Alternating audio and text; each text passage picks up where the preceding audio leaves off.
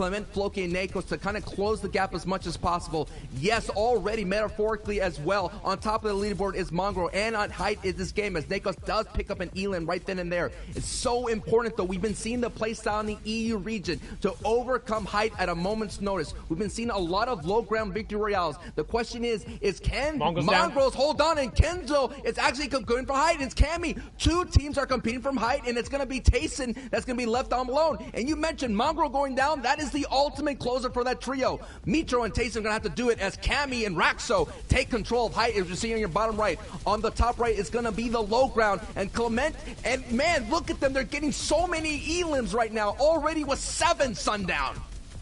And there's plenty more on the board. They're also getting the placement points, taking over top 4 with 9 players remaining. But all of a sudden, Clement is all alone. He's going to turn around and pick up CRR. It's going to be a 1v3. He finds a second right away. That was Mitro for the full confirm, but he goes down in third. Raxo up on the high ground, running it out now, and the challenge comes up from Kinzo, and he gets swatted down. Raxo and Gamma Gaming Cammy will close that one out. 9 eliminations and 34 points from the Victory Royale.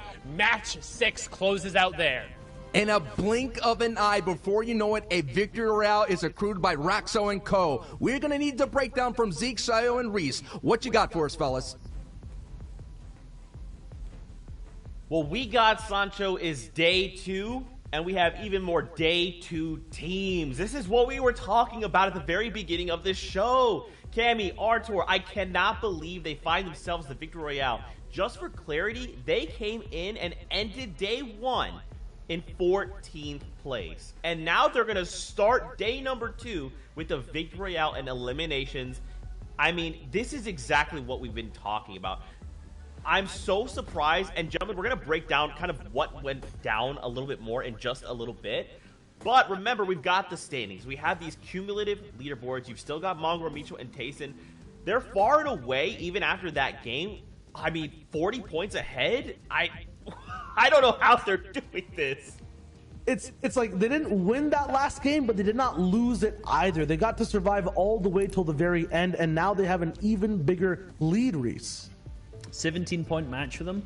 Really nice. And like obviously, like we've said, we need to keep this consistency up. They're already coming in strong on the first game of day 2, consistent as they were yesterday. We can see kind of Andalex not managed to get that many points, only 4. So they're still holding on to that second place spot. But you know, they really want to be trying to bridge that gap between first and second. And so far, it's only gone a little bit further. Yeah, so our top 3 also switched up with Benji going down to 5th, and then we see another trio, Kinzel, Wolfies, and CRR get 3rd overall. This is what Zeke was talking about, though. Raxo, Cammy, and Artur, a Victory Royale. 14th place all the way now to 6th with 76 points. Wow, that's impressive. And, you know, to answer a little bit of Sancho's questions, how did they do it? They did it because they were popping off on low ground, being really consistent. They managed to keep that mobility for the end game, take height, and win the game that way. So really nice play from them, pushing them up from 14th all the way up to 6th. Yeah, and all the way from 6th down to 15th. There's been a few switch-ups here and there. Nate, Rojo, and Bobo move all the way up to 11th from 15th from what we saw before. Cooler, Robabs, and Blackie are getting that Victory Royale, but are slightly teetering off now, dropping out of the top 10 place. And Paige, we'll see if they can bring it all the way back. Vettel, iDrop, and Stair6 also a trio to look out for that plays very consistently. And Falconly, Yaxo, and Skyte, I love actually seeing their names now. It looks so clean in 15th place. 47 points, not too far behind the competition. Still very close for the top 15. You gotta love it. You gotta love it when you can read the names, it's clear, and you can find the players. I'd love it. And all the teams that you're seeing here between 16th and 20, you know, most of these guys are really struggling with that early and mid game, in particular with Storm Surge. You know, these guys in this grand finals kind of lobbies, going for Storm Surge tags is extremely difficult, and your strategy really needs to be down. Queasy Milan Chapix in 19th, coming out of Craggy, is really struggling with that right now. So hopefully they can figure out their strategy, get their points, and keep moving. I think we could chalk some of this up to just first game jitters, right? Like, we've watched the top 3, except Mongrel, Mitchell, and Tayson, kind of fall a little earlier on than expected. But again, we've got 7 total games. We've got 6 more. It's okay, just first game jitters. Let's just test the waters. Okay, game 2. It's time to bring it. Let's go ahead and talk about what kind of transpired in this last game, as well as walk back through the Victory Royale. There's a couple key things that happened there that if you blinked, you missed it. Absolutely. Throughout the entire FNCS, we've been focusing on the top 8, the top 15. Now it's about the top 3, especially from day number 1 and how they looked. Mongrel, Mitro, and Tayson landing over at Stark Industries, one of the best POIs, and they had a very good game in day number 2. Some would say the best POI, but the second best POI, in my opinion, over at Doom's Domain. We're checking in with what was our third place team, which was Benji, Savage, and Lecce. They are contested similarly to the end few games of day 1 by the dual media trio, fighting off spawn every game now. Yep, and Reese, this is your pick over at Sweaty Sands. They're looking pretty strong as well. They're looking strong, and you know, the Twitter was going wild about Sweaty Sands last night. They were talking about it heavily because it is a fantastic drop spot, but unfortunately they didn't seem to manage to perform out of it that day. Yeah, over here, we'll tune in with Tayson, Mitro, and Mongrel. The reason they find themselves in this low ground chaos is because Cammy, Artur, and Raxo saved all their shockwaves, saved their actual crash pads, took height in the 8th zone. These guys only had enough mats to sustain, not retake height, and they ended up falling. Here's Lecce, Benji, and Savage continuing that fight with a dual media trio over at Doom's Domain. Lecce goes down. It's just Savage and Benji left in the end game. Yeah, it's just Savage and Benji left. They did what they could, but that fight took them way too long. They ended up being in the zone with 2 other trios in the 2nd zone, still in Doom's Domain. Made them rotate late, and that left them with horrible materials because they ended up getting focused in that endgame.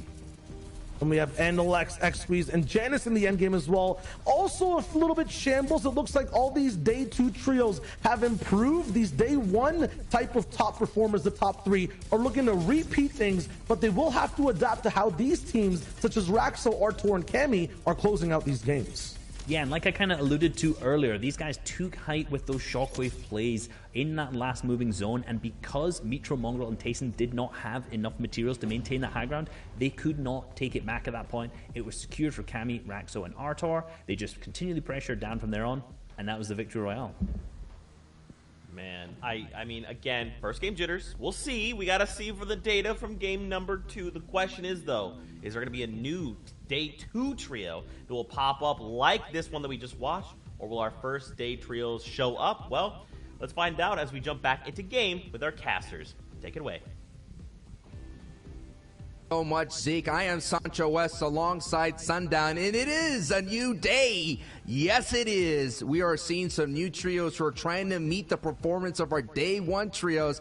And hey, that number 2, sometimes a sequel, it can be better than the original. We all talk about movies here. Sundown, you've seen it before. And here's take a look at our game 2 of 7 here in the grand finals. And we're going to see a finish here up in the Northwest region, which is going to really favor that Doom's Domain and, more importantly, that Sweaty Sands trio. Yeah, what is going on just slightly west there of the ruins? There's like 3 different teams and 3 different triangles all fighting over kind of the one henchman chest that's guaranteed in that area and a couple others. So a couple scavenger routes that are directly on top of each other. We're going to hop on board here with somebody else executing on one of those scavenger routes. This was our match number 6 winner as we turn over to now the official backside. We're on the back half of the games here. Matches 7 through 12, and right now, again, we talked about it at the start of the morning, it's who can catch Mongrel, Mitro, and Tayson. And despite the fact that this trio was able to take away the victory, they were able to sneak up there into a 4th place with 3 eliminations. So still a 17-point game coming out of them there. As you can see a little bit on how the scavenger execution kind of goes about. The key is maximizing your materials, getting enough distance covered to kind of scout where you're available to go to next, and see if there's anybody you can potentially ambush who's also running one of these routes. But so far, not going to happen, as we're going to swing back on board here to Clement, Nakos, and Floki. And we talked about this already, Sundown. This is one of those trios that were very deadly in heats. They kind of get up really quickly to get those elims. You mentioned 8 minutes or less, and they get an elim. They average about 5 elims in their qualifiers and heats. They looked really good. You picked them as well to walk away as the grand finals champion. And we had some day 1 jitters, a little bit of stumbling blocks. And now they're just seeing this new opportunity. They took a break that is so important. Now we're at that official halftime point. Just to be able to change your playbook, just to change your trajectory, And like we mentioned, it's just a shift in just a little bit. You don't have to do anything too crazy. Just a simple shift could get you back up into the leaderboard standings. And one thing to note, too, is they had just two really, really, really poor games where they weren't able to get into those placement thresholds. You can see on the right-hand side, each elimination being a point, but the placement starting to tick in once you're in the top 17. And for a trio like this in particular, they thrive on consistently getting placement points. They're not necessarily known for those absolutely massive over-the-top victory royales. They're more than capable of winning a game, but it's not typical for them to be getting those 15, 16, 17 eliminations VRs back-to-back. They did it in heats, though. However, now we're going to swing over to a little bit of contestant going on. It's the battle here at Doom's Domain, and yet again, as we saw during the qualifier 3 rounds, Benji and Co. controlling the vault and then utilizing the secret passageways back and forth to try and get positioning over here on the north side of the house. And you can see the dual media group now trying to rotate back over here. However, all of the onus here is really going to be on Benji and Co. to take this one out. And we're seeing this engagement could be so detrimental to run. Dual Media's trio is sitting in 30th place at the moment. And day one, Benji, Mr. Savage, and Lechi I think they ran them out of Doom's Domain at the very beginning, very early on. It looks like Dual Media has stepped it up just a little bit, maybe trying to take advantage of Mr. Savage, Lechi's, and Benji's slow starts. If they could shake off that slow start, maybe Benji could kind of put a run together to contest with Mongo's trio, to contest with Andalix. But right now, so far, we're just seeing another slow start here, Sundown. Just a little bit. I mean, we maybe see the early signs of it. You know what I mean? Like, I'm tasting the air, and I could taste that slow start. And the one thing to note is about the slow starts today, you think, yeah, well, we got 7 games today. That's one more than we normally get. Like, it's okay. There's time as Birdseye there gets picked up by Benji and a nice little 50-50 able to swap over there to the Epic AR. Lechi is also going to be able to get a pickup there on the side. Benji's going to find the other one, and Lechi doesn't get converted, so saving some key resources there as well, not having to go over and utilize the reboot. We'll have to find some additional white heals if they have the bandage cannon, so not going to lose too much, but I mean, we've talked about it. Everyone is playing catch-up to Tayson, Mitro, and Mongrel, and one slow game, they got 17 points last game. So all of a sudden, that difference at the top, specifically if you're Benji, Savage, and Lechi, you lost 12 points last game. You have to make that up some way, shape, or form. And if these guys don't go down, if we don't see kind of that classic patented Mongrel over-aggression, where he kind of overreaches a little bit in the early and the mid-game, and they keep getting their Storm Surge tags, I think, again, it's going to turn into a race for second. I mean, the biggest fear as well is if somebody or some trio just decided to do 50-50s and try to drop into Starks. It happened before.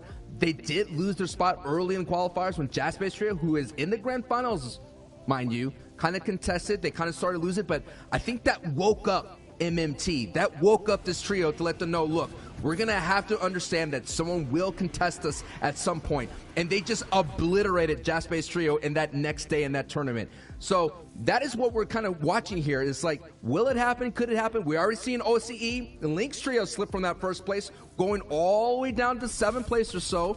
It could happen, but so far, I don't taste it in the air. I only smell grand final champion here.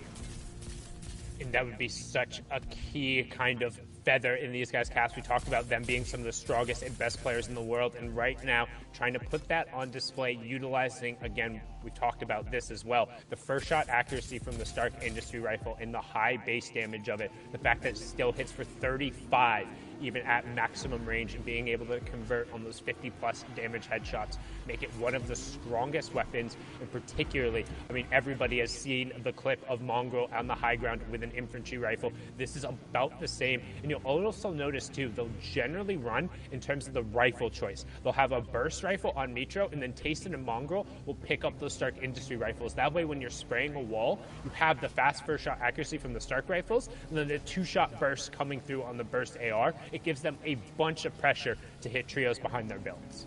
We saw that stat of Indretta, Sapphic, and Mongrel having 15 plus elims, so they are slaying out. But what a metaphor. You see Mongrel's trio all decked out, swagged out in whiplashes, and then you see everybody else in the back of the pack trying to catch up in the coop. That's the kind of race that we're talking about. Can the turtle catch the hare? And this hare has an extreme crazy start, and they're not going to be lazy like that story hare. They're not going to take a break. They're not going to eat. They're going to keep running at full speed. They're going to take their whiplashes and cross the finish line. The question is, can the people in the coops and the trucks, any kind of Fortnite vehicle, man, I'm going to take it all the way back to the board days and maybe the shopping cart days, who's going to catch up to that whiplash trio? I don't know who that's going to be.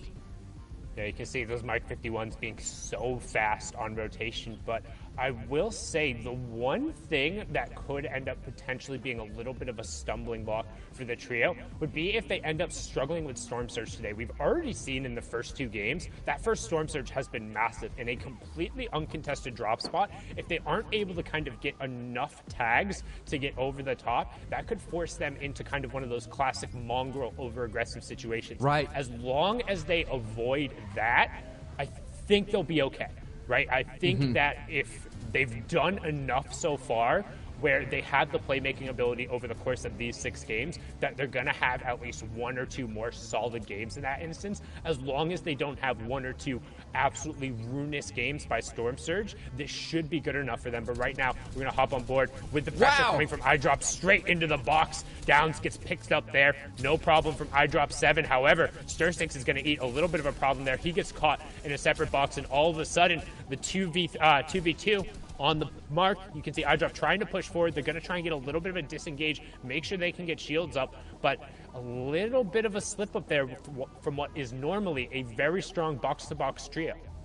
That was like an extreme push. I've never seen the 1, 2, 3 go, and everybody just box dive in with the AR spray and getting right inside as a trio. And then what ended up happening is they ran into that edit with the triangle edit, and one got caught, got hit right in the shins. You mentioned this in the EU side of things. You got to wear your shin guards, man. You got to pop them, or if not, someone's going to crack you, give you that slide tackle, and there's not going to be a referee to come out of nowhere and give you a red card to kick you out. You're going to have to do this on your own.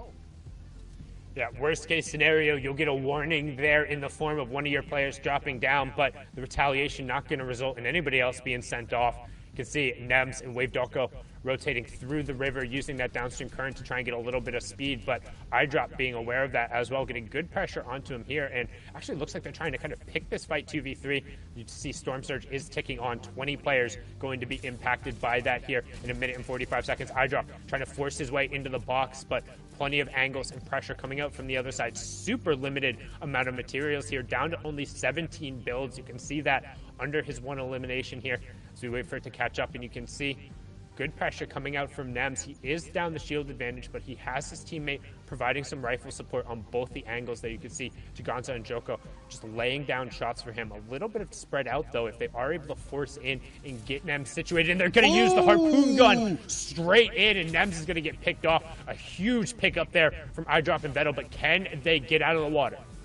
You're just seeing how great this trio is, but I think what's really affecting them as we're seeing them to try to capitalize and close out this trio is that essentially that change in drop spot is really hurting them. Look at their power weapons. It's not there. They're really doing this with green weapons and not having that firepower. Yes, you could be the most extreme trio that's going to fight hip to hip, but when you're not as strong as Monster was like to say, a 1.5 player that's walking around with an epic shotgun or legendary shotgun, it's just going to be so difficult for you to close out these fights. It's a matter of stamina, and you don't have the necessary stamina considering that you're basically going into these engagements in shambles, and already iDrop 7 goes down. Stirstix is already out, and Vettel is literally on the green HP as Storm is going to overwatch them, and there it is. They get cleaned up, Sundown, and this is the same interesting that I was talking about Thomas HD, the change in drop spot.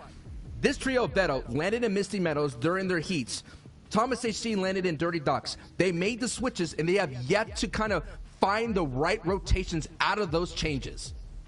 We can see all the action going down as everyone trying to get above the Storm Surge threshold. But most important to the leaderboard there, we saw Andalex and Co. ended up having at least 2 of their players fall. So going to be forced into a 1v3 situation unless they can stick a revive. We're going to hop on board here. Nako's Clement and Floki sitting on 1 Elam courtesy of Nako's. Vertical Shockwave coming out, pops him up into the air, but not going to really find anything. Going to be able to utilize his hard mats, just kind of drop back down. You can see the Elam feed lighting up, and the only thing that matters is we're not seeing Mitro, Mongrel, and Tayson on the right side of that feed. In fact, we saw them on the left side of that feed getting a knock, and right now, Vadil, Kylie, and Frostroki under pressure here from our top 4 French trio of Nako's, Floki, and Clement.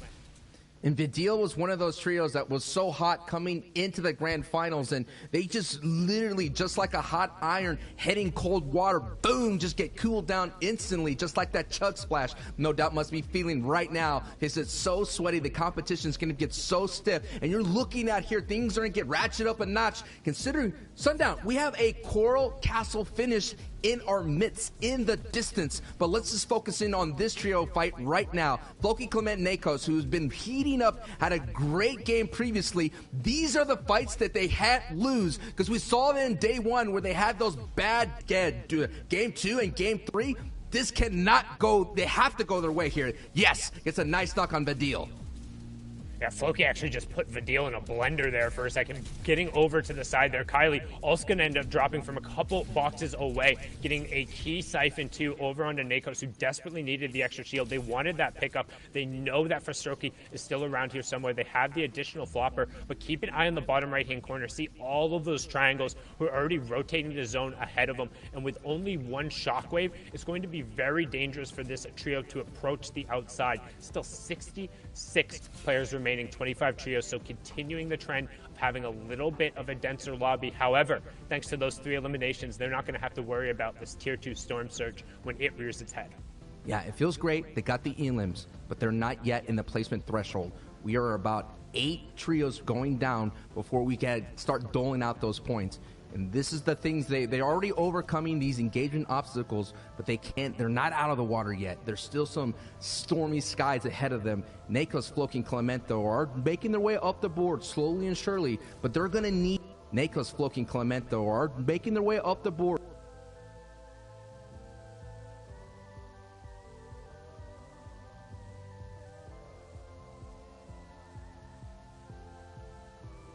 Be focused, but that's what you got to do. You're gonna have to shoot back and let the people know that are doing those window edits stop shooting at me.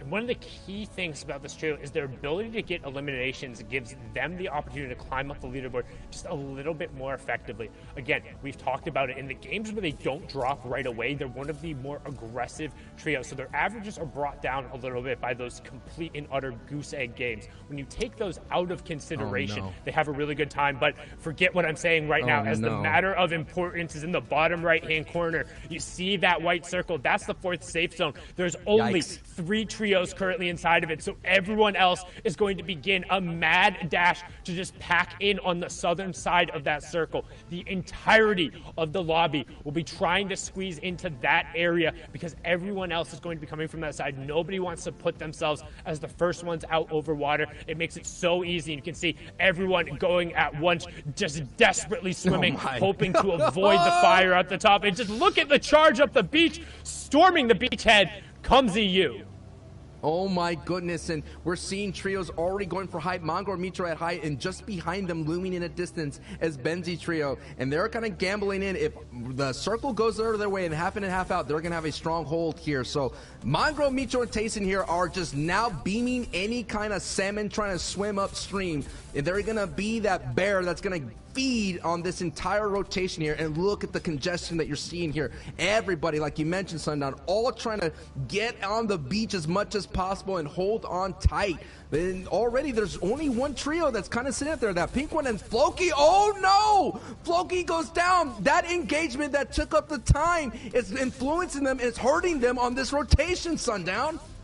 And they're completely out there. Clement got picked up earlier. Nakos going down right afterward in the long rotation. The top 4 team, we talked about their ability to get eliminations, but at what cost? Apparently everything, as our number 1 trio sits high atop their perch, high atop the throne. They're first in the leaderboard. They're first right now in positioning here. Nakos gets a little bit of a gimme there as Dave, aka Rojo, will tick over, but one more player will drop and our Storm Surge will turn off. We have 19 trios left, so almost into the placement points, but yet again, up on the high ground, Mitro, Mongrel, and Tayson priority positioning. Our second place team still in the lobby, but they're going to have to be toppled at some point.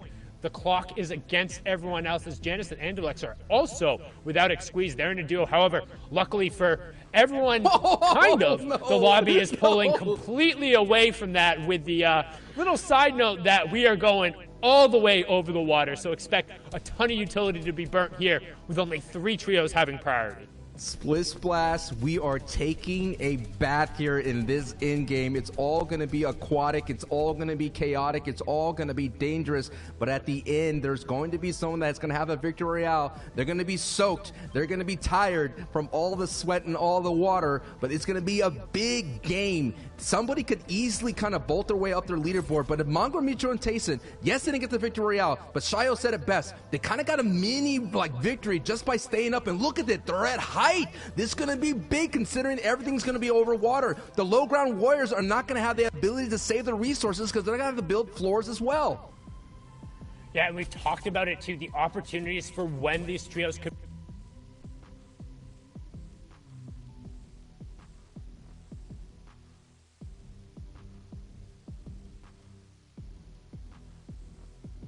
ride out of our eliminated bodies right now. As you can see, 3 eliminations, everyone still trying to pack on in, and again, placement points starting to get doled out. And as we keep an eye on the top of the leaderboard, every single placement point that Tayson, Mongrel, and Mitro get effectively nullifies the placement points everyone else is getting, because it doesn't matter if you get that point, they're getting it too. They'll continue to open up that lead, and unless somebody can knock them down off of this throne, it looks like it's going to continue to be a battle for second. As the 5th zone will close, we'll have our transition into the end game, and we're gonna head over to the Shark, baby.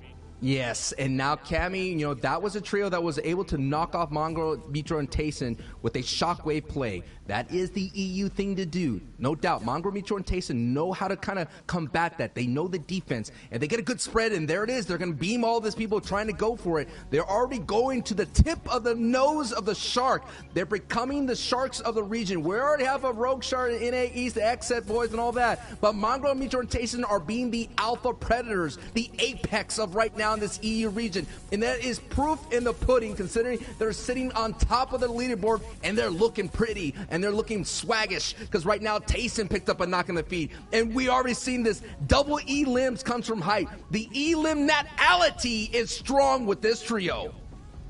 And you can see, have you ever just wanted a shark with a laser beam on top of its head? Well, this is the best you'll ever get. It's Mongrel up there with a legendary Stark infantry rifle, raining shots from above. We saw Savage go down in the feed. Lechy's going to pick up another elim. Despite the fact that 17 players have dropped, not a single trio has gone down, so only 1 placement point doled out. And as I say that, they begin to tick over. Mongrel gets another elimination. 15 trios remaining, going to be forced over to the side. He's going to build back up. He needs to get over to the high ground and connect with this team, but they are doing a great job of executing this textbook high ground control, and it's going to be their match to close out. However, low on mats is Mongrel, but he says, don't matter, don't care. I got the AR I need in the Stark Industry Rifle, and he finds another elimination. We have our top 20 players, top 11 trios. And it's going to go back over water again. And it all is up to Tayson, the in-game leader, to kind of lead Mongrel and Mitro to the prime positioning with getting a knock on ZQ, getting them those angles that they need to send those beams down. We've already labeled these as one of the strongest players in the region with beams, and look at this, it's going to go off a waterfall, so the more elevation is going to go down and down. This is going to be crazy. This is intense. Coral Castle, and now we're going to take a peek just for a brief moment at what is going down in the chaos down below. We have the ultimate box fighter teams, Wolfie, CRR, and Kenzel sitting in 3rd place, trying to say, wait a minute, not so fast, Mongrel. We are going to contest you, and we are going to have a chance to win, but it's going to require a huge effort to dethrone the Kings on top, Sundown. and we still need to see them go down. However, Janus on his feet, despite Andelix being up to the second place team, at least still getting up to 5th.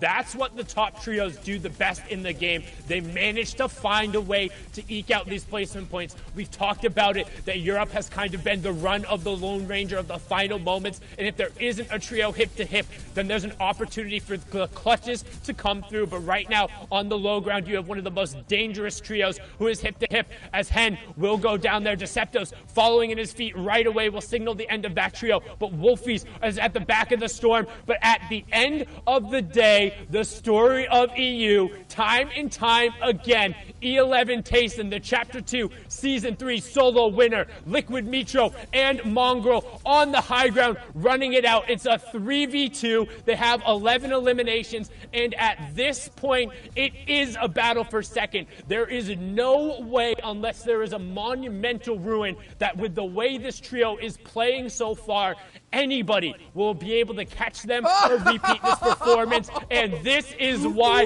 Mitro drops down. Tayson and Mongrel shooting fish in a literal barrel of the zone. 13 eliminations, 38 points. You know they're feeling it when Tayson edit downs Mitro to be the ultimate swanton bomb off the top rope, getting the big-time elims and the victory royale. Sundown. Wow, man. We all question, will Mongrel, Mitro, and Tayson have a successful hot start in day 2? And that right there, with the great consistency in that opening games, proves that they have a great chance of walking away to being that FNCS Trios champion. 55 points through the first 2 games. This trio is averaging now just over 25 points a game. That's a victory royale with nothing else. This run is nuts, but we're going to send it on over to Zeke, Shio, and Reese to show us how good it really is. First game jitters, no. Thank you, Reese. Thank you. Number 1. Listen, first game jitters are gone. The trio cracks back. I can't believe it. And these guys did a perfect job of calling this out for us, right? Tayson being your solos invitational FNCS champion from Chapter 2 Season 3. Coming in, you've got the veterans, the pioneers, Mongrel and Mitro. You slam them all together, and we may very well be looking at the next FNCS Trios champions. Let's take a look at these leaderboards. Look at this lead, gentlemen. It is monstrous. 186 points to 122, and these guys have 3 victory royales. That's incredible, actually. 64 points in the lead. And you know, Mongrel and Mitro have been known as this really aggressive 2 players. Solo, duo, trio, squads, it doesn't matter. These guys are very, very aggressive. And you know, when they started teaming up with Tayson, I felt like it was a personal, fantastic choice, because Tayson is very calm, collected, very keeps his own head, and he can IGL these guys into victory. And throughout the start of the FNCS, there was a lot of memes on social media about Tayson, you know, struggling to keep these 2 on their leash. But it seems like at this point, he's wrapped it all up, and these guys are just playing incredibly consistently.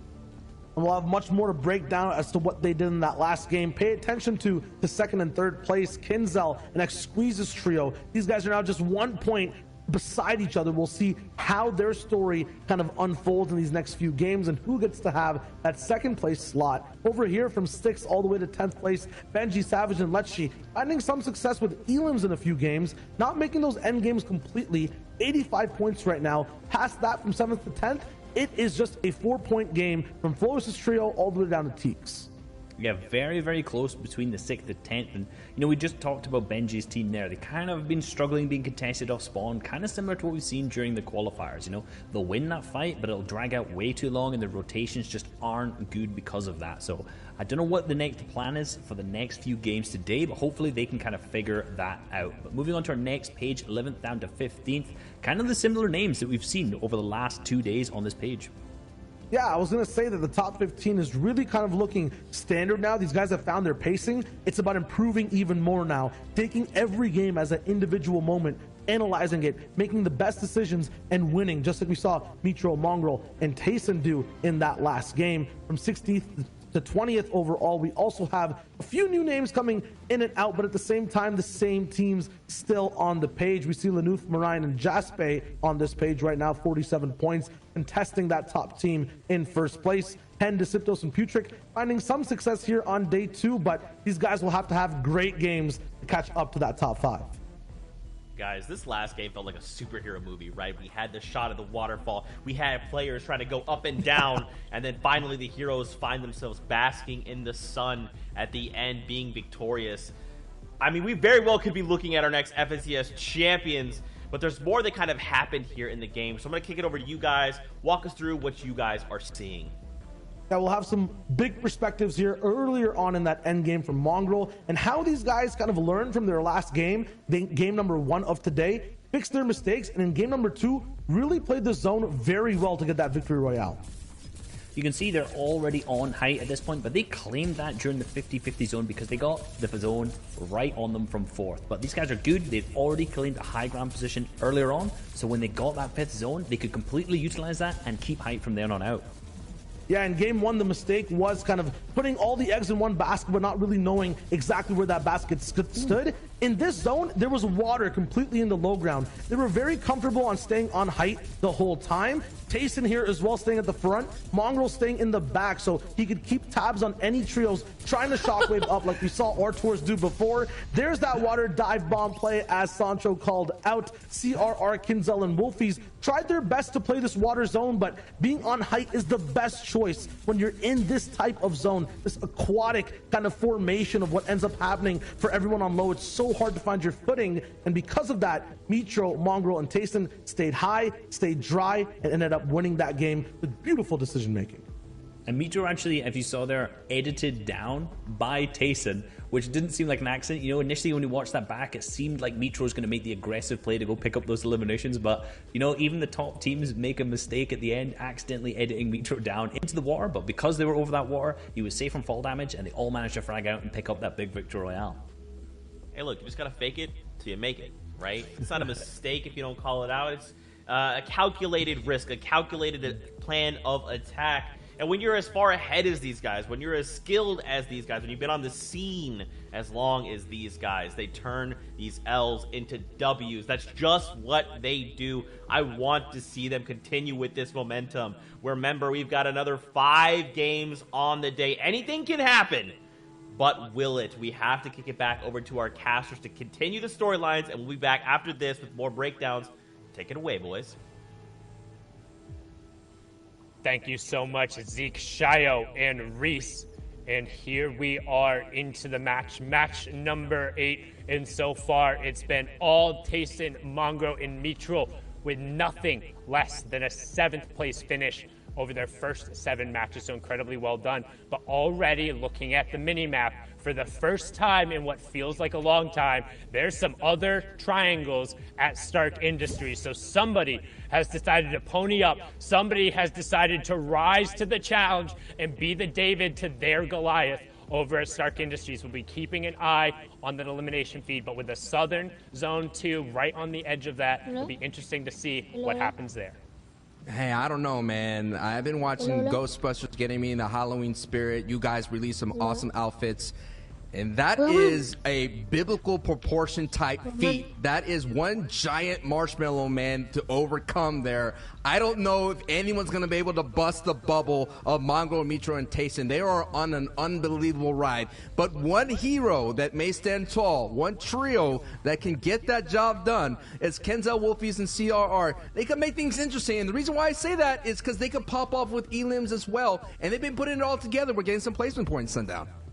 And one thing to note in particular about the last game, you saw how he had the bandage cannon on the low ground, but being out of mats, and when you're in the water, you can't actually fire the bandage against anything. It will go all the way down to the bottom of the water. So despite being on 20 HP, he didn't have anything to kind of mark himself against. As we actually see up in the elimination feed, and Dretta picking up another early elimination there, but also we saw Lecce end up going down as well. So another one of our power trios over at Doom's Domain struggling a little bit here off of the start. The Dual Media boys giving them everything they can handle so far here on day 2. And I gotta know, as we seen that Snipe does pick up an Elim on Benji, what happened? What went down there in Stark Industry? We gotta see in a moment notice. We'll get that replay up going. Yeah, and that was Benji's full Elim as well. Their trio is down. You keep an eye on that top left corner now, as we're going to see. It's enough. Thomas HD and Flick. If there's anybody to rise to the challenge and go after these guys, it will be them. You can see Anas already holding on to the elimination. Flick finds Mitro off of the start, and not only that, but the power weapons in their hands. You can see Tayson tries to make a little bit of an escape here, but you know they're going to ride that one down right away. Big white tags coming out there, and Flick, who accounts for 75% of this trio's eliminations pre-round or pre-zone 5, is going to find his second one here, and they're going to wrap up for the first time in this tournament.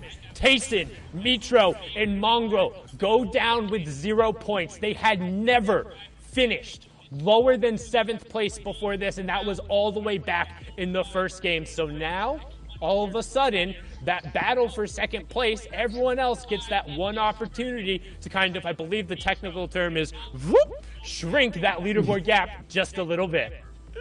Oh man, and that is the story that we have now developing. I took a look at Twitter, okay? I took a look, and Flick, all he tweeted out was a demon emote. That's all, emoji. That's all he tweeted out. Anas, he said, we should have never left. I'm telling you, the problems of switching from their drop spot. They switched from that dirty docks where they were being so strong and so prominent, and they had strong finishes. When they switched to retail row, I just think they noticed that it wasn't enough. They weren't getting their power weapons. They weren't getting all the resources that they need for their playstyle. And now they realize that, hey man, you know, yeah, you never know. They could pop off. You never know, Sundown.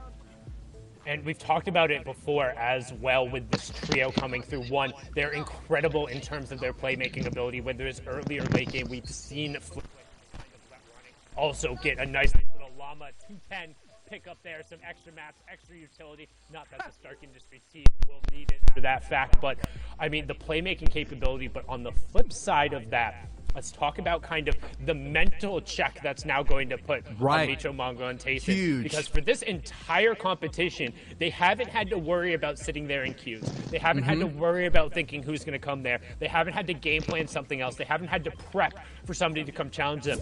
Now, all of a sudden, not only are you eliminated in 30 seconds with 0 points, you have to sit there for a half hour, watch everyone else play outside while you're stuck there in jail. No more games for you back in the lobby. And they're out of that rhythm a little bit. They're a trio who very much kind of rides on that momentum. They're very, very emotional players. When they made the World Cup announcement back in the day, people joked about Mitro and Mongo being the loudest duo, both for the keyboard clacks and just the way they celebrate when they make their plays. But now that they've been silenced for a second, how do they react? Tayson will have the biggest challenge of them all. Will Mongo and Mitro put up that brick wall and not listen to his calls? It's going to be up to Tayson to kind of hold that ship from going capsizing completely. Giannis, Analex, and Xweez, they have an opportunity now to gain some grounds here. They are about 60-plus points away. They're certainly sitting in 2nd place. Another trio that we took a peek in down in Slurpy Swamps was Kinzel, Wolfie, and CR. That opens up the door to gain some ground, but we're talking about a difference of about 2 victory royales and some like close to double-digit elims. That's what's going to be required. And the difference is as well is we still have plenty of games to go, Sundown. We're just barely into the second half here of the grand finals here of the FNCS trios.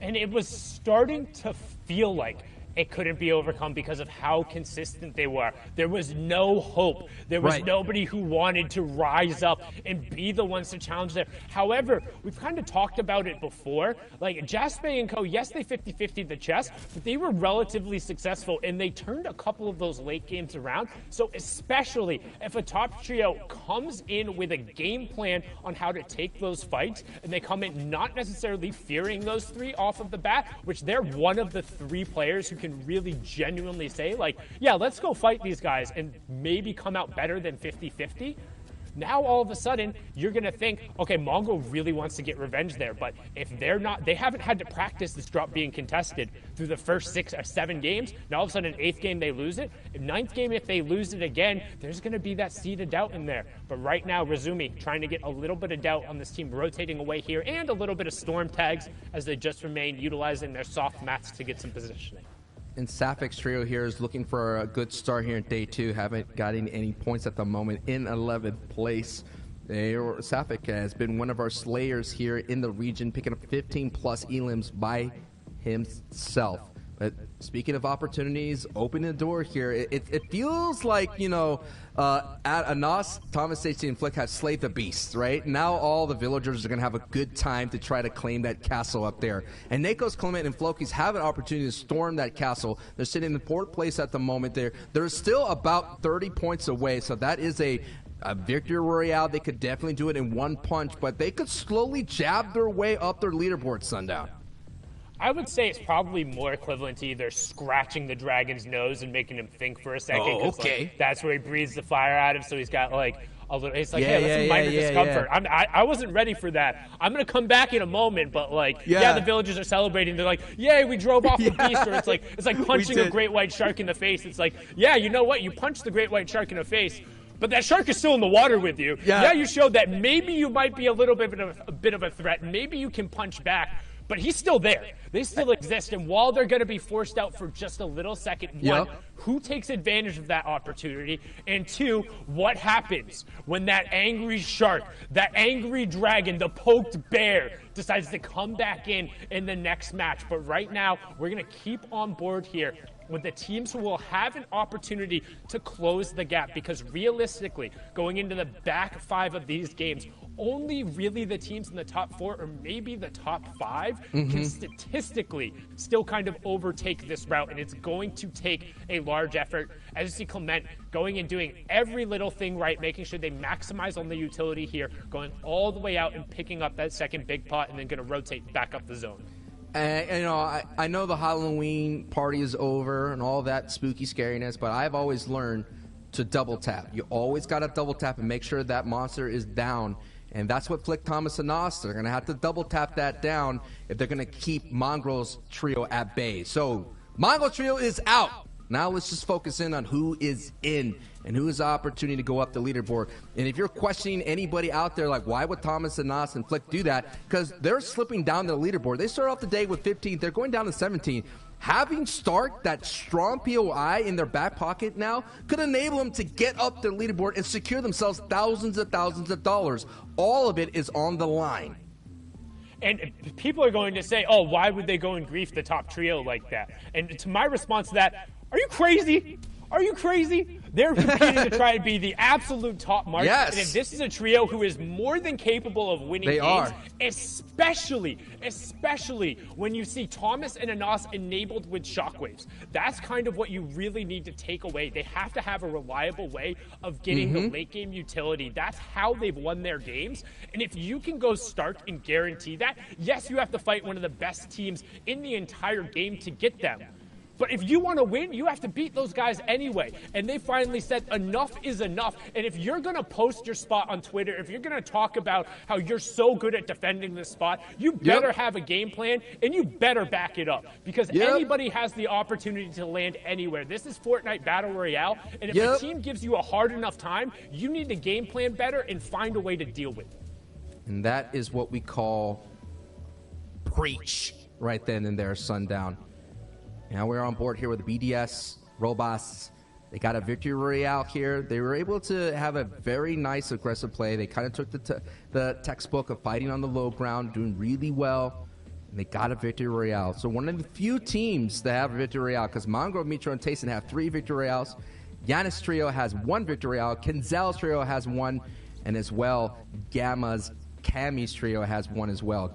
Cammy and Co. So Those are the stories that are unfolding here. And the great thing is, you know, we can speculate all you want, but it is the competitors themselves that answers the questions. And that is what we're watching here as the drama unfolds. And the drama will pick up for Wolfies and CRR, considering Kenzel, the back-to-back DreamHack champion, goes down. And Kenzel is just like just like Tayson for this trio. He kind of holds it all together, considering that in DreamHack it's a very placement-heavy format, and having that ability to kind of slow pace, passively, aggressively at times whenever you needed to get your way further into in-game, that's going to help off people like CRR Wolfies, who are known to be great opens box fighter players.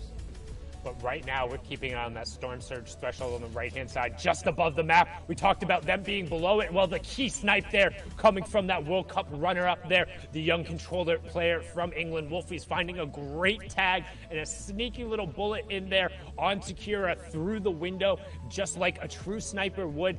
Well done to put himself above. And we talk about the little moments. That moment is so much bigger than just the 1 point on the elimination. Shedding themselves of that Storm Surge threat is going to be massive in terms of just getting positioning. As we've seen, atypical compared to what we've seen in Europe so far. There's been more and more Storm Surge pressure, and coming into Grand Finals, no team had more Elans versus Mongrels trio than Flicks, and a part of that has to do with the rotation path. They're always coming out of the east and passing that Stark Industries, and also, man, just pound for pound, they're one of the few trios who actual wall-to-wall matches up with those guys. And when we talk about kind of wall-to-wall, that's when you're in a box against somebody and not necessarily in the same space, but owning one or two walls in between you guys. These guys execute on those fights almost better than anyone in Europe. And Thomas is a superstar, had a great run in heats. Nas and Flick are right behind him as well. They're forming a very strong trio. Thomas HC had some Twitter barbs with Zexro from NA East. Thomas HC was talking about, hey, who could come over here from NA East and compete? Should I go over there? It's so interesting.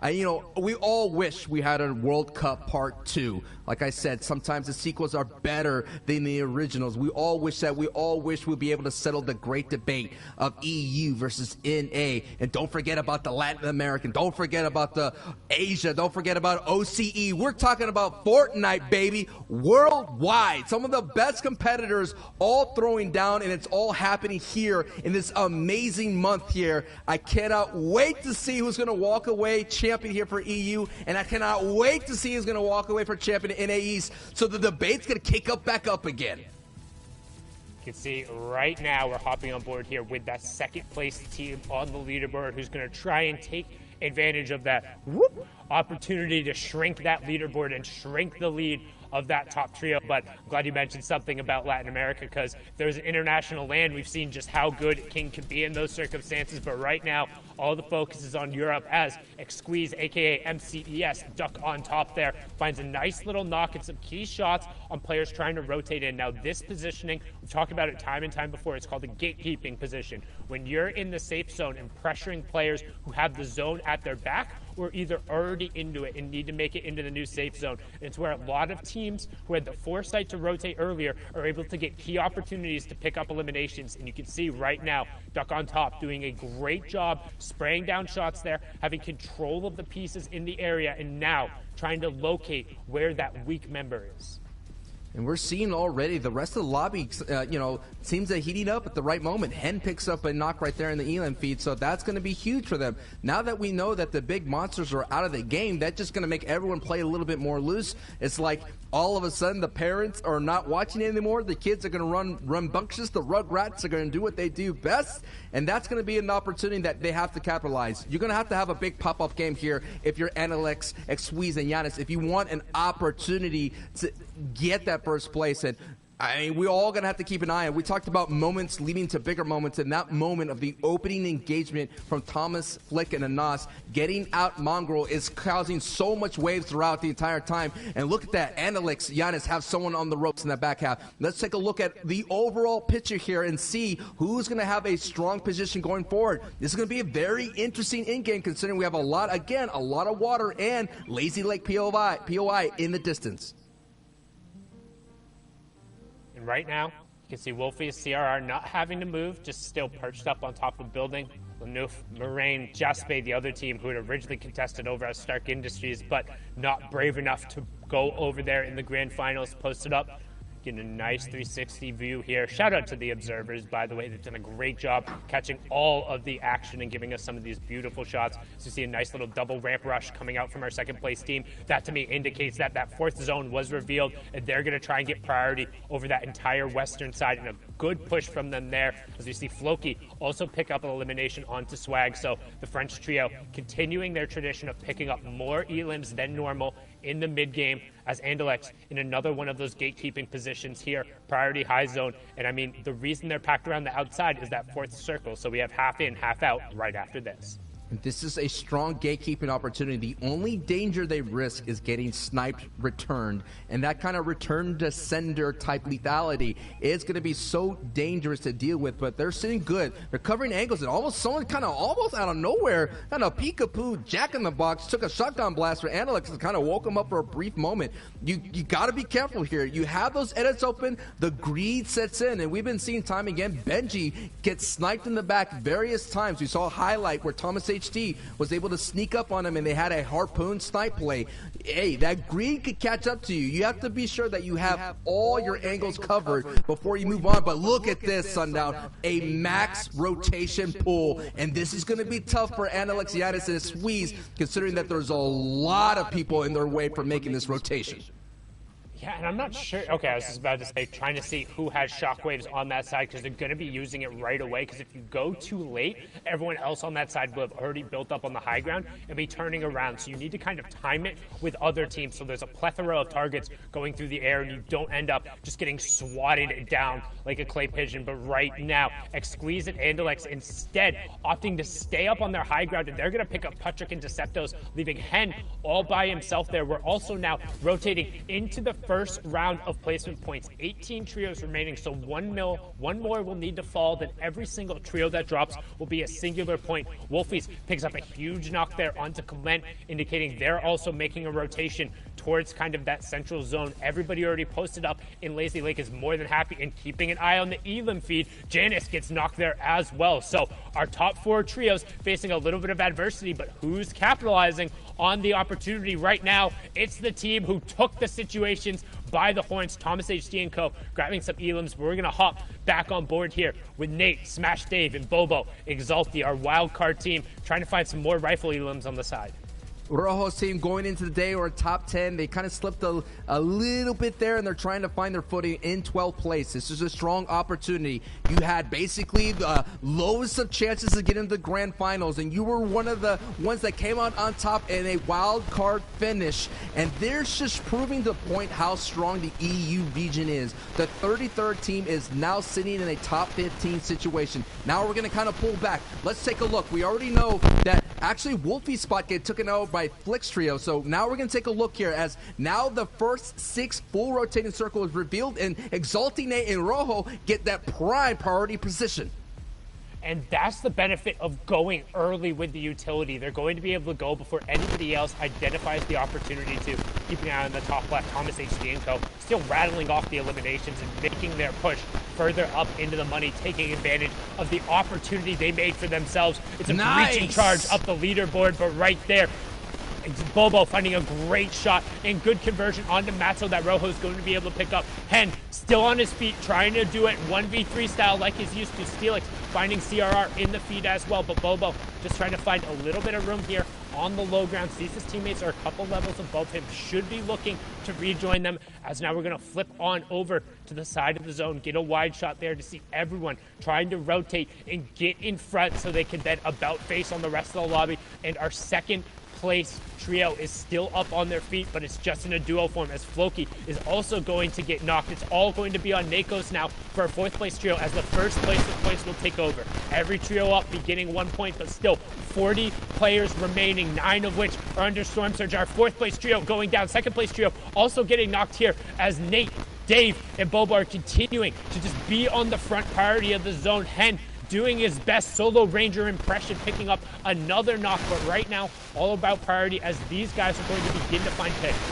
We're going to see a new name at high very very shortly, considering Mongo Trios is out. They went out at the very beginning. This is the wild card on the low ground, working as a unit, doing really well. They're trying to find space control. They don't have much of it, considering there's a lot of enemy builds, but they're going on the storm side of things, so they're going to be able to save as much as possible. A nice pickup by Nate right there is going to go back into the storm to pick up those valuable loot. Now we're going to get a point and see and look at who's at the mid ground, who's at second height, who is at the low ground. It looks like Nate Exalti, actually Bobo going down. So it's going to be Nate to Rojo right now. And Rojo is really low. So all of it's going to be back time for Nate, considering that he has a strong power weapon. He has some crash pads, so he can cause some destruction. And now Nate is going solo dolo. Steely picks up an Elim. Hitsy picks up an Elim. And Steely, and Hen picks up a knock. And Hen is still up, and Nate picks up an Elim. Everybody's trying to capitalize that, knowing that the big dogs are out of this match here, Sundown. And Hen finally going down the solo run into the top 10, but Nate says, I'm Mr. Solo Dolo himself. Crash pad up on the high ground, gets Antarak, and we saw SLQ had a brilliant kind of tactical performance yesterday, hiding in the tree there for their second place, so some high ground control, but again, textbook from the top down. When they're given the power position, they're taking advantage and trying to storm up the leaderboard. Thomas HD flicking it off on the high ground and nothing to do now.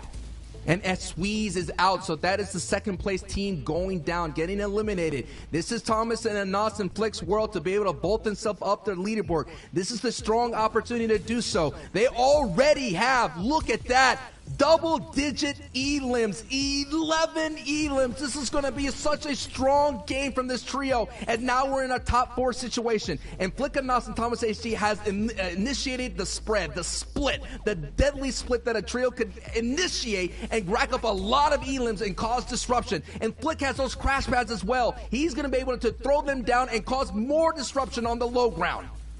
But I want to see them execute and close out this game. Too many times during the qualifiers, they'll be in this position and it'll slip away in the final moment. And if they want to put themselves in the money, if they want to unseat Mitro, Mongo, and Tayson all the way, not just from the landing spot, but from a miraculous run and unseat them at the top, they have to get all the Elims in the victory run out. Anas finding Flois in the side. Thomas making sure he's all the way up on height, and he has a shockwave to also throw down on the low ground. Going to continue with the crash pads, sends up Anas, but Flick goes down. They're going to put the heals onto Thomas, and then Anas is going to go down and try and close out the match. Challenge comes up at a big 75 tag coming through. Here's the thing. Anas is down 1v3, but the tick is going to end up coming over. Centric is in the zone. He has the healing pads, and Thomas HD clutches it up there. Well done, Louis, going down in 15 eliminations. That was awesome. Unbelievable. It is grand finals. It is hype. We are going to need a leaderboard check. Zeke, Shio, and Reese, what you got for us? I'm sorry. Did Thomas just full send it with no builds in that final moment? The confidence to say, look, I'm going over the edge here, and I'm walking away with the victory royale. Thomas, listen, okay? These are the plays. I cannot believe it. Also, the casters talked about it. This trio swapping it up, saying Mongrel, Mitro, Tayson, no longer. We are the new Kingslayers on the turf. We will find you on your POI. We will claim it as our own, and we will walk that through to the victory royale. A massive 40-point game swing, and now they are looking to contest in that top spot. Can they keep doing this, though? Shy, if they could keep this going, if they could keep shutting them down, we could see them walk away the victors. It'll have to be a repeated time loop every single game, though. They'll have to come to bargain over and over again, because right now the top 5 is looking exactly the same. You have no changes here at all. What I'm very interested to see, though, is where that put Flick, Anas, and Thomas HD. These guys really were not performing. They were down at 17th, and up to their own standards, these guys are definitely a top 5 team. However, where's this put them? And here's our answer. 6th place after that. So that's moved them up 11 spots on the leaderboard just from one victory royale with 15 eliminations. Another team that we've seen moving up here there was Nate, Bobo, and Exalti there as well, down in 10th. These guys have moved up from 12th. I meant Rojo instead of Exalti. I said his name twice, but these guys are fantastic. They've moved up there from 5 eliminations 5th, and we saw Nate going into a little bit of a solo endgame. He came 14th in the solo FNCS, so clearly he's capable of that clutching, and that was really showing there in his gameplay. Yeah, but Sundown said it best. It doesn't matter how many elims these guys get or if they just get the victory royale. It has to be everything. It has to be a combination of both in one game, done multiple times if you want to hit that top 5. Even with such an impressive game there from Flick, Anas, and Thomas HD, it only puts them in 6th, and they were all the way down here from 16th, 15th to 20th. So any of these teams, if they want a shot to push forward, get there in the top spots at the end of day 2, have to play perfectly, repeatedly, and that is a tall ask. Yeah, you know, some of the teams that we've seen here, 16 to 20, I kind of mentioned it last time. They're just struggling that early and mid game. If you see, look through their game history, a lot of them are going around that 25th, 24th slots. And this is, if you see this in the leaderboards, usually means that they're going down to Storm Surge. You know, they didn't have enough tags, and then they have to try and take a dumb fight that they didn't really need to. Yeah, but now we have a little bit of a tournament on our hands because it's not guaranteed that the first place team of Mitro, Mongrel, and Tayson has a game to play every single time off drop for free. Stark Industries is one of the most polarizing drops that can fight where they just end in a matter of 5 seconds. Guys, this is very scary because you got to think about it. This time, it went Thomas and Trio's way. But this next game, especially if they're looking to contest them game after game, if they are the ones that fall and then Mongrel, Mitro, and Tasty turn around and get a victory royale, this could really stunt their overall placement and like lessen the amount of prize money they could walk away on the day. We have a tournament on our hands. You said it the best.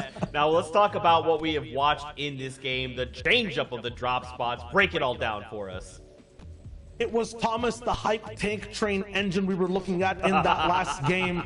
From the beginning, we saw it happen on stream, but let's look at it again. Making the last-ditch effort decision to contest one of the strongest spots on the map, to contest the first-place team, and win it without anyone going down. My goodness.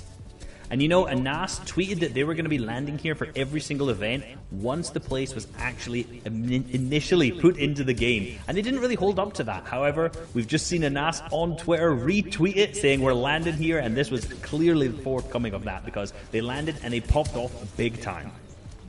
Yep, and they continued it all the way to endgame, a dominant showing of just staying on height, a clutch crash bat to make sure Thomas HD got that bandage cannon. Then he had position. He goes for a super shockwave. He gets mid-air shots down. That Stark Energy rifle you can only really get at those drop ships, but at the same time also at Stark Industries. That's where they landed. They got the win. Flick went down. It's all good. They had complete trust in their last man who was clutching all the way towards the top. It was Thomas's show at the very end of the game. But it was this trio just playing so well and making the best decisions to keep their tournament dream alive.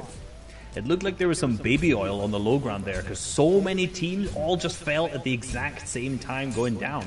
But Thomas HD, you can see the huge shockwave up there, and using the Stark rifle, kind of like Shio mentioned there, has really good accuracy from the hip fire. So while he's shockwaving, he's going to be able to hit those shots like that and pick up that big victory royale easily. I just can't believe it. Just watching it back, it's like, dude, the confidence that Thomas has, and we were kind of talking right before we came back. It's like, Thomas, you've been in this situation before. You know what you need to do, and he's just so comfortable. For him, it looks so effortless because in these times, he knows he can clutch. There's no fear. It's just we're going. We're gonna walk forward. We're gonna find the victory out. We're gonna push ourselves closer and closer up to the top. I'm so excited that this could be happening. I'm very scared to watch these trios fight it out again because, again, it may not go the same way. It may be very different. We'll have to see. Fortnite fam, we're going to go to a break. When we return, the final 4 games and inevitably our new FNCS Trios champions. We'll see you guys in 5 minutes. Come back. You won't want to miss it.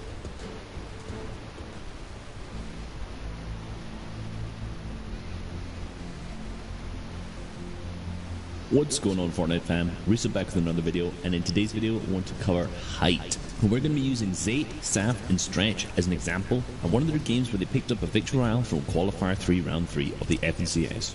Across the 12 games, these guys picked up 4 Victory Royales, and they hold height in an absolutely textbook way, so let's dive into that. Firstly, just for super basic, height is when you're on the very highest layer of the moving zones in endgame. And this is powerful for many reasons. Firstly, because you use the least amount of materials to traverse the moving zones. You have a ton of angles on players to shoot down on. You have the best opportunities for healing, and you only need to worry about players below you, so you don't have to cover your left, right, and above, which you'll have to on low and mid ground layers. I like to categorize the art of playing high ground into 2 separate categories: claiming and maintaining. Claiming high ground does not start in the end game. It starts much earlier in the mid game, and in this game in particular, Zayt, Saf and Stretch try to claim the high ground as early as the 3rd zone.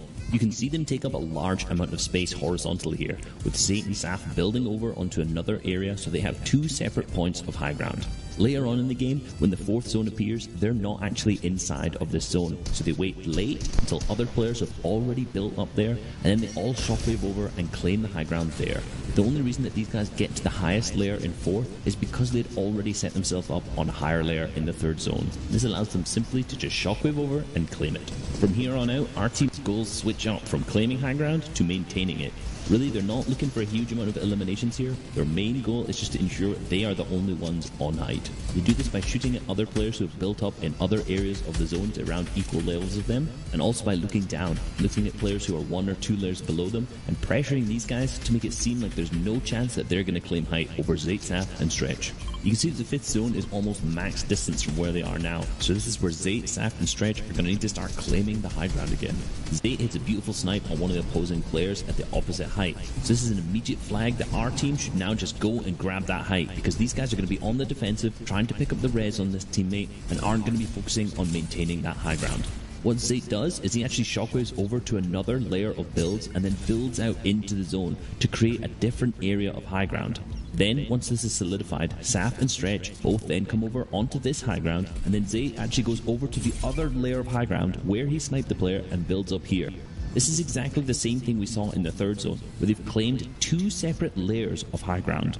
They do this because they give absolutely no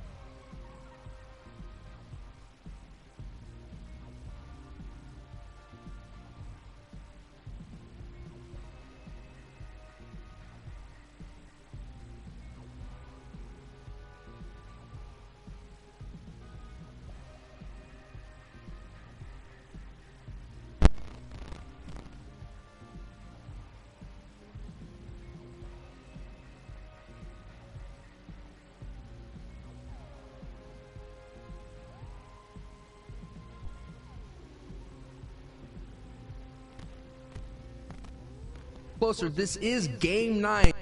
Closer. This is game 9. We have a total of 4 left, including this one. We're seeing a lot of teams now going for those home run dingers. They're going for those, I guess, mid-pitch shots towards goal at the moment, going all for nothing, because that is what we have here. Everything has to be put on the line. So that's why you're seeing this. Now the question is Mongrel, Mitro, Tayson alive?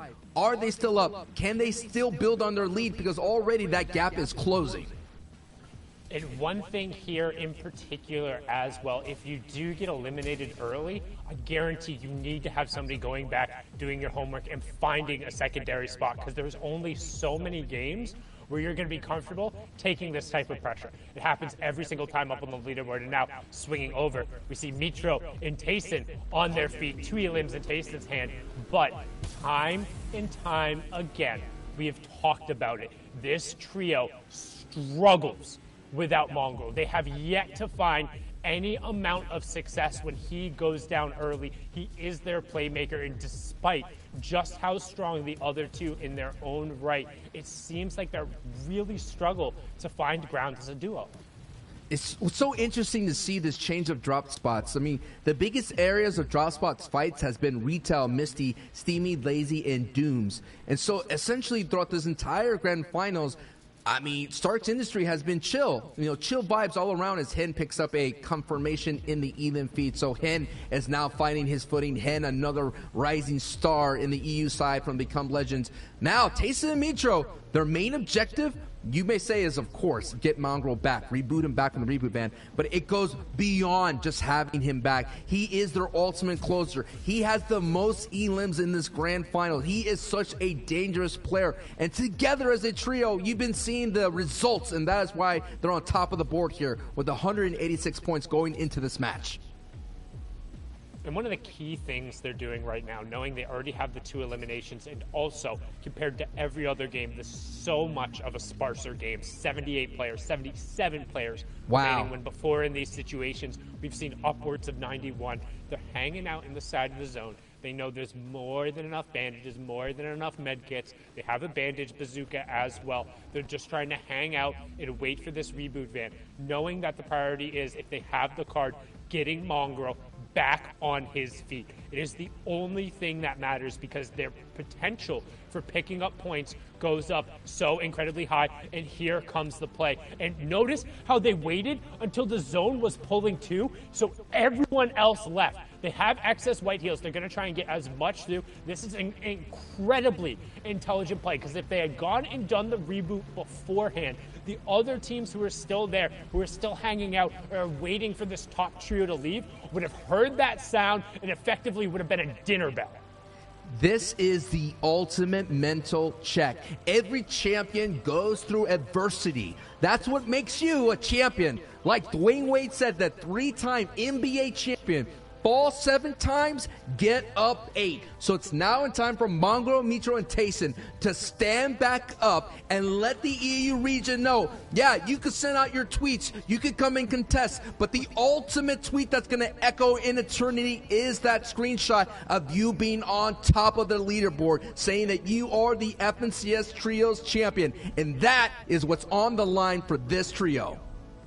And a good job. We talked about it. Hey, they might not be getting out of here with all the spoils, but they've got 2 points. They're not going to be under threat of the initial storm surge, and Mongrel is on his feet. That's all that matters. Yes, the white HP is going to be a little wanting. Yes, they're going to be lacking on shields, but because of the bandage cannon and because they're doing such a late rotation, there's going to be a minimal amount of pressure on them here. So this is realistically going to allow them coast to at least a little bit of a safer endgame. And if you don't completely wipe them out, it's not good enough.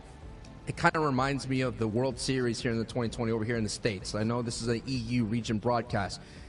In that World Series, the Dodgers, the Los Angeles Dodgers, went on to win the whole thing, They were mostly known as a home run hitting team, but then they started playing small ball, going for singles, doubles, triples to accrue their runs. So now it's going to be a small ball game for Mongrel, Mitro, and Tayson. They cannot go for that big home run with that big old, according to Twitter now, Starks equals victory royale. It's not going to be that simple for them, but like I said, a champion's ride is going to go through some troubles. Now a champion going through troubles is Benji, Lecce, and Savage, who have not yet to kind of hold on to their day two, but it could happen right here. Benji with a big time 200 back to back, and now they know Benji's here to fight, and Benji's able to clutch it up solo style, but man, clutching up this early in the game all the way to end game, that's going to be a huge story to tell for Benji.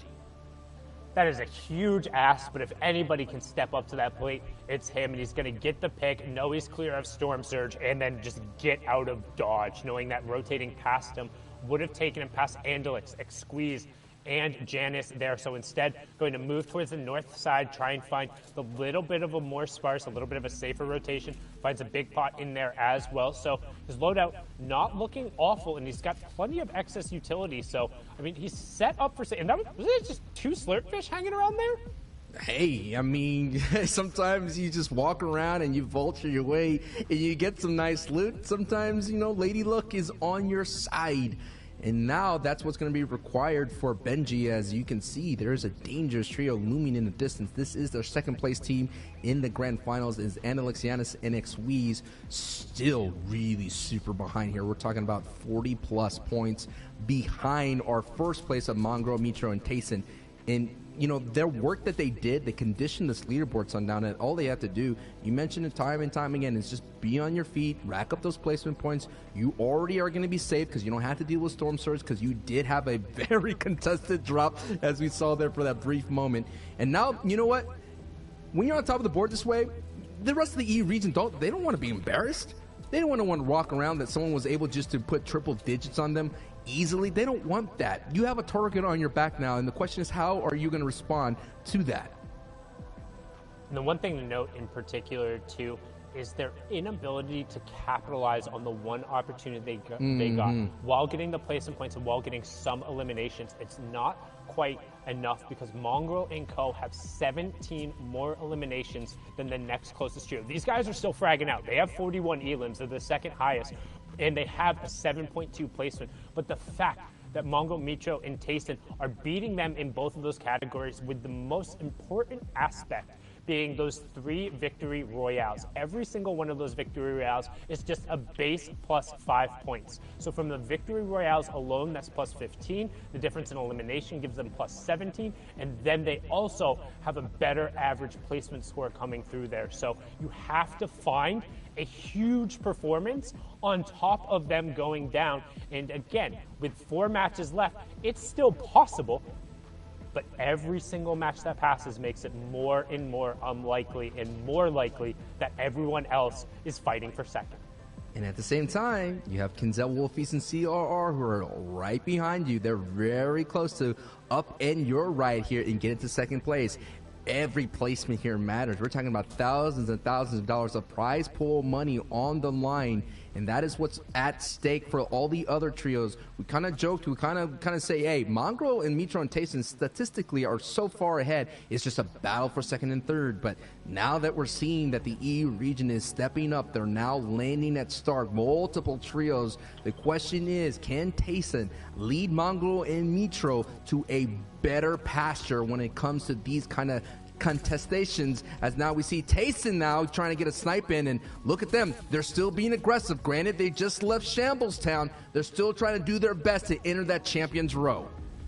I'm very questionable about drawing any attention to yourself right now. I know, We've it's seen they dangerous. don't have excess shields. You're making a rotation through the open, but they say, Sundown, don't you know who we are? We feel comfortable with the lead. We feel like we need a refresher here. Let's go box to box. We're some of the best in the world here. Mongrel providing the support there with the burst rifle, as Tayson leading the charge there, the E11 player, straight into the box. Forget box to box. He's inside the box. Mitro knocks Smudge. Pricolino goes down, and in the blink of an eye, 23 teams to 22 teams, well above Storm Surge. But we talked about calling attention to yourself, and what happens? They were able to get the match bats, but now it's going to be on Mongrel to hold off the lobby focus, and everyone should know that's them. There was no other action. They should be pouring the shots in. Tayson is down. Mongrel is down. Mitro, no shields and just the white HP to his name. You would assume that everyone would just be pouring in the bullets right now and not giving him opportunity. They need to capitalize on this, and there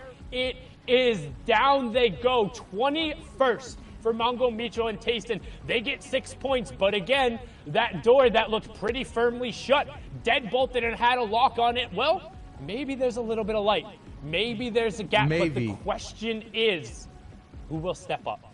That totally reminded me of that scene with Mean Girls with Regina George, where all of a sudden everyone realized Regina George was on the ropes and everyone uprises against Regina George, and that's right there. All of a sudden the lobby folks just decided, enough, Mongrel, Mitro, Tayson, enough. We're going to put you in your place for the time being. But, hey, that place is on top, man. They're still feeling good. There's still another ultimate mental check for them to deal with, and Kenzel has a lot to deal with. Kenzel now has to be solo, the back-to-back DreamHack champion, which was a solo tournament. That was an amazing ride, and Kenzel getting that signature victory on his resume showed the world, showed the EU region that he is a strong player. He's going to have a strong performance right here already. Benji with the biggest ask. Now we have Kenzel with the biggest ask. Now you can see he's currently sitting in third place, but if anybody's able to make a play like this into a 50-50 by himself. Oh, too big to ask. And now we're on to the next trio as he gets beamed out of the sky. The bouncer shockwave not executed well enough. He says, how tall do you have to be to ride the ride? Well, regardless, the two-time DreamHack champion swatted it down there, so we're going to hop on over to another trio who's looking to capitalize on the opportunity. We have Gamer Origin, Deceptos, Become Legends, Hen, and Navi Patrick. Again, we've kind of talked about it a little bit. Hen has really been the fulcrum for this team. He's been the playmaker, and if they're able to keep him on his feet, they have plenty of opportunities to make a splash. The issue is they struggle in concluding their mid-game fights quickly, and they only seem to really win in the games when they're winning really hard and don't have the ability to kind of tilt that in their favor that often. And if you're not able to kind of minimize the RNG and manipulate circumstances into your favor, it becomes difficult. However, every once in a while, things are going to pull your way, just like they now have priority positioning on their zone and not a team in the way. As I say that, the rotation begins coming out, and you know what? They said, everyone hop in the sedan, we're going for a ride. And just to show you what kind of ride that you could have with a pop-off game right here, right now, Thomas Eshi and Nas and Flick were able to go from 15th place all the way to 6th place with that strong finish in the Victory Royale. Hen, Deceptos, Patrick are now sitting in that 15th place. Can this be that pop-off game that they're looking for? Making that vehicle rotation is so dangerous, but Hen, Patrick, and Deceptos, their game plan is to go for height with a really aggressive retake. So, yes, they're currently sitting really close to low ground, but watch them as you're seeing on the top. Deceptos leading the charge, tunneling, tarping his way, and now you're going to have Hen and Patrick that kind of be looking in the backside of things. Patrick most likely is going to be the support player, but Hen is the one that's going to be the most damage as a fragger. And the one thing to note right now is they actually don't have any utility to go up. No crash pads, no bouncers, no shockwaves. What they do have is floppers. Oh, so they're going to try and find some picks or find a play there. They find Analyx and grab the body, huck them back, see if there's anything there. Shields sorting through. What they're looking for is a way to go up, because as you talked about, that's when they do best. And what they get from that is a crash pad, and that's going to signal the alarm. You hear it in the background. It's going off right now, and another down coming through. Navi Patrick finding the elim on the box-to-box. Deceptros is going to be the one who's able to confirm it there. And all of a sudden, with only one elimination on the low ground, they're going to turn it into 3 and some utility to potentially make a play. Crash pads and floppers in the inventory. And man, and what some great space control on this layer. And the EU region wanted the smoke, and now the fire is ablaze, considering that Mongo, Mitro, and Tayson are out. Who is going to stand tall after all the ashes are done? That is the question to ask. And Hen, Patrick, and Deceptos, we've all been waiting. We've all been wondering, where are they? They had such a strong performance in heats, and Hen on your bottom left picks up a knock right there with some double beam, triple beam support from the rest of his trio mates. And now Hen And he's not done yet. Just like a machine, he's going to turn his attention to the backside of the storm. Very strong trio performance as we are now in the top 11. So placement points will be doled out. And here we go. They're going to try to make a move. And be careful, though, because Height could kind of beam down on them, because considering that they're very close to second from Height. And this is what it's all about, players taking opportunity and rocketing themselves up the leaderboard. A huge pump there in the bottom left-hand screen. That's the one you want to keep your eye on. That's Hen with the floppers, with the shockwaves. He found another one. He found another one. The backside of the zone plays. The young Englishman who's been on fire since the Cash Cup win on his birthday is trying to catch a dub here on the largest stage possible and take themselves from 15th back into contention, just like Thomas HD and co. But Deceptos goes down. That's generally his partner in crime, so Patrick is going to have to do. But look who's still in the lobby. Thomas HD's name in that elimination feed. They're capitalizing on the opportunity and making plays for themselves. We're going to hop back on board here with Hen. 11 players remaining, 9 players remaining, 4 trios left as Thomas gets a nice double there to continue their push towards the top. High ground, though. Munch just raining down shots. We have Hen in the bottom right, Thomas in the top right. These are two of the best playmakers in the game as Hen finds another one. Shockwave's about to come out. It's all up to Hen as he goes for height. Doesn't find it there, but still has the floppers. Thomas also looking for his own room. Can either of them solo clutch up against the trio on high ground? That's been the theme of Europe, and here we go.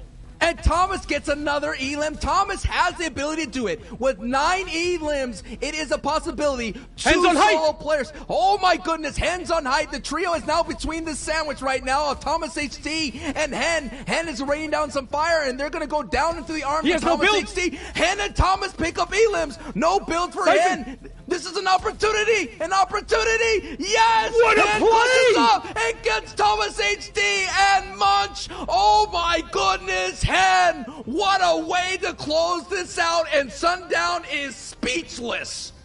And that was sick! We've talked about how good he is, how him and Thomas are the fulcrum. Well, the two of the best individual clutchers in the final moments there, going back to back, punch for punch, shot for shot, elimination for elimination, but in the end, Hen walks away, and that's now twice in a row. We've seen the 15th place team rocket themselves up the leaderboard with a victory royale. And that's all you want, man. That's all you want is a chance, is an opportunity to represent your trio. We are getting close to the end, and we are going to need a monster breakdown and a leaderboard check from Zeke, Shao, and Reese. Analyst S, what you got for us?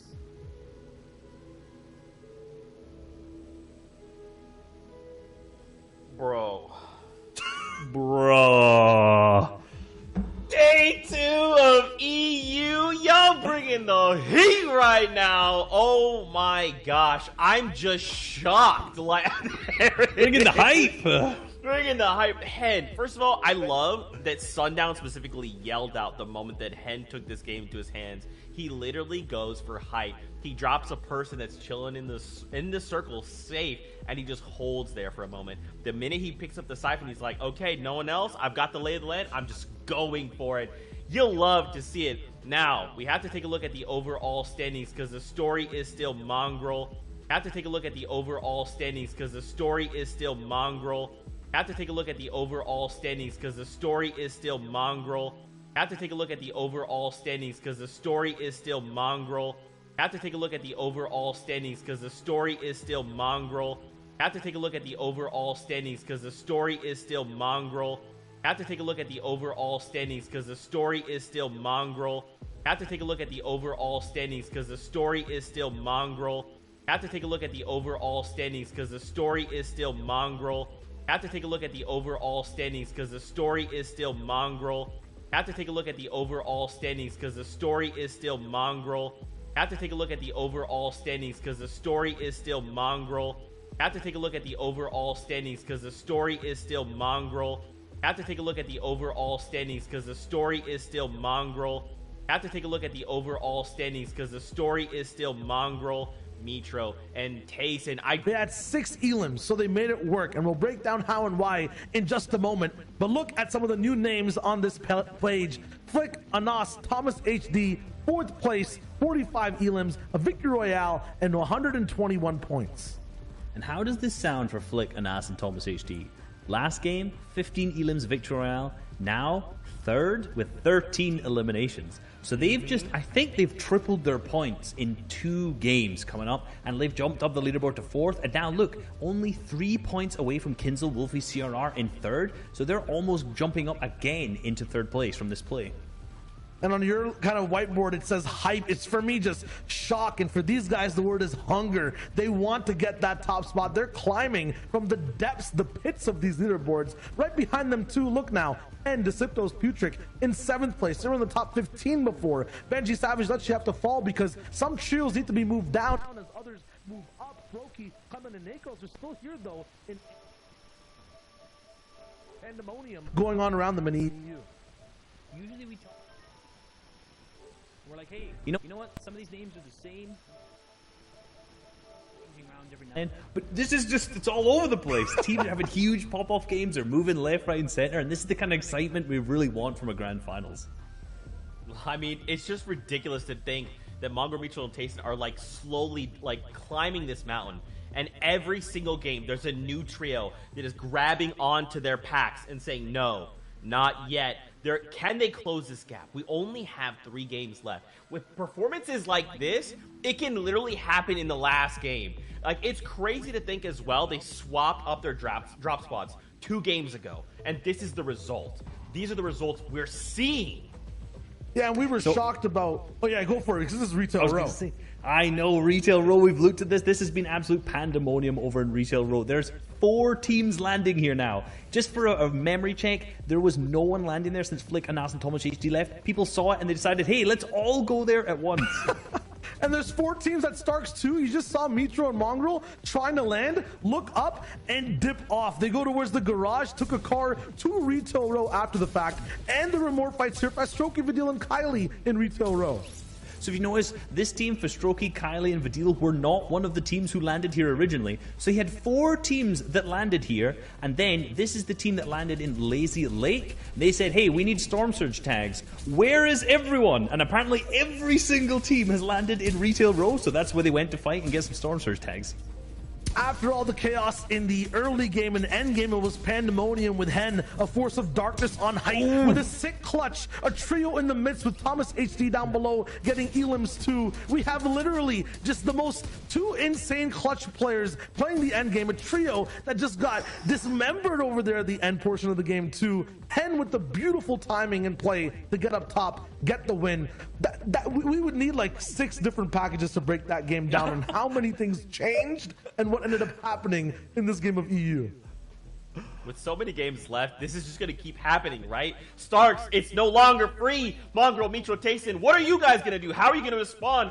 Thomas HD, are you guys going to keep the ball rolling? Is there going to be some other trio that shows up and says, look, we're putting our name in the ring. We want some of this action. Guys, this is everything I could have asked for and more out of the Heat. My biggest question is, can Mongrel, Mitra, and Tayson hold on? Can they keep the ball rolling? I think they can, but it all started with Flick, Anas, and Thomas HD inspiring the whole region to just take a risk, take a chance, and go for different drops. I'm wondering what else is affected around the map.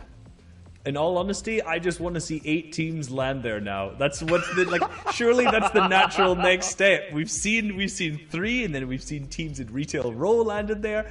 Let's just all go start for this next game. Let's give us a good package to something to talk about, something crazy. The story is like insane, you know? It's like, okay, Thomas rallies the entire lobby. If Mongrel, Mitchell, and Tayson win, then they defeated the entire lobby trying to contest it. Otherwise, you're looking at Thomas HD's trio, and it's like they pulled off the unthinkable. It could go either way, Fortnite fam. And we're coming down here to the last handful of games. We gotta kick it back over to our casters. We gotta keep the action going, the momentum going forward. We hope you're enjoying all the action. For now, though, let's dip back onto the battle bus. We got Sundown and Sancho to take us in. Thank you so much, gentlemen, as we've loaded on in, and this is match number 10 in total. We have 3 more to go today, and then we'll crown our FNCS Chapter 2 Season 4 European champions. They'll be walking away with the axe Can already see decent amount of spread going on here. Some triangles over at Stark, so there's definitely going to be a contention going on, but otherwise there's a decent spread of teams. However, it feels like there's a couple more people also lurking on those out route kind of paths just outside of Stark, as we're going to swing on over with our match 9 winners, Hen, Deceptos, and Patrick. And what a great performance from Hen, the clutch factor that he has. Coming 15th place going into that match, getting the clutch victory royale as a solo, got into 7th place. That is going to be huge, and that is thousands of dollars of pop-off game potential right then and there. And we've been talking about it the entire time. We've been asking, when is Hen and Deceptos Patrick going to pop off? They had so many great pop-offs in heats. They kind of surprised everyone by strong performance. I believe in one of their heats or qualifiers, they had like 3 victory royales. They look super strong going into the grand finals. And unfortunately, it took them a while to get their footing here. And finally, what a big way to get that foot through the door here. And having an opportunity to at least get into the top 3 now, considering that if they get another pop-off game, Sundown, it's possible that they could get it right up in there really easy. Yes, so far, the story of day 2 has been the fact Mongrel, Mitro, and Tayson opened up big, and then all of a sudden, everyone had enough. They're like, why are we so scared of them? They haven't had fights this whole time. Let's go see what's going on. As actually, we're going to swing way away from Stark here. Mongrel and Tayson out in the middle of nowhere. So this is something I kind of wanted to talk about a little bit. Having a secondary drop spot, having somewhere to go when you are contested, whether it's a scavenger route or being able to go game plan somewhere else. It looks like a call was made. However, that call might come to bite them in the heel as Tayson gets picked up by himself. Mongrel forced to rift away without a shotgun, no excess heals, just a shockwave, attack SMG, an AR, and a prayer that he doesn't draw any attention, as him and Mitro are going to be forced out and into a really rough scavenger route. It just kind of reminds me of that Pikachu meme. It's like you post that you have the power of POI, and they're like, we have this uncontested, come and take it. And all of a sudden, when Trio starts showing up and contesting you, you got that Pikachu surprise play. It's like, whoa, wait a minute. I wasn't expecting this. You got to expect this. It is kind of what happens in most FNCS competitive play. To slow them down is to contest, and it's to fight, as you're seeing in the feed that Dual Media and Co.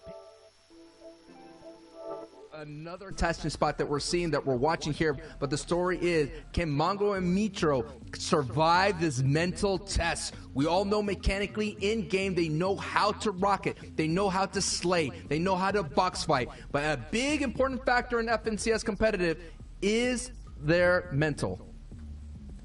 The mental is what matters so incredibly much, but we've seen before that as long as Mongrel is on his feet, he's going to be capable. However, they were forced to rift out, and you saw the shakedown come through as well, so there's going to be absolutely no opportunity to get Tayson back here. He's going to be forced into a backseat coaching role. And now, again, Mongrel is desperately looking for any form of shockwave before he gets caught into a fight. But Blaster, Alpha, and Nikov, the ones who got the elimination are Tayson. They see red in their eyes. They see that first place. And if you're not ready to defend yourself, you're going to go down quick. Mongrel gets picked up. Shakedown onto him. It's the one time he's been bullied so far. The last 3 games feel like they're getting to him a little bit now, as Mitro shaking down, and he's going to be running away, trying to avoid going down here in 31st. But AR shots from both sides. Matzo Amplify and ADN on top of Ruins doing what they do best, looking for those AR tags, and it seems like 3 games in a row, Mitro, Mongrel, and Tayson, and you know what? He gave it up. He said, if I'm going down, I'm going down to the Train H boys over there in the Ruins. You took my other 2 teammates. We'll give 1 point over there, but that is tough. And again, hey, I'll say it one time. If you're in first place there, if you have the only spot with a vote, and then a team is able to win, or not win, but at least push into the top 3 twice in a row with double-digit eliminations, you better have a backup plan. All you need at this point from that top trio is 1 good game, and nobody else will be able to catch you. You need to keep a little bit of pressure. You cannot crumble in the final moments And it seems like that might be that horror story from Season X, the MMB trio, where they dominated from wire to wire and then came up short in the final moments. Oh man, you just gave me goosebumps, man. It's like you're telling a spooky tale. We're all sitting around a campfire and you're like, let me tell you the tale of what went down in Season X. So it just shows you that the outer POI teams are very strong teams. It's a very dense talent pool out there, and you kind of test those waters out there. And I think at this point, Mongo, Mitro, and Chase, you talked about having a secondary backup plan. I think they still have to give it a chance. They have a couple of games to deal with. We've already seen Mitro, we've seen Giannis, Xweez, and Andalex, Kenzel Wolfie.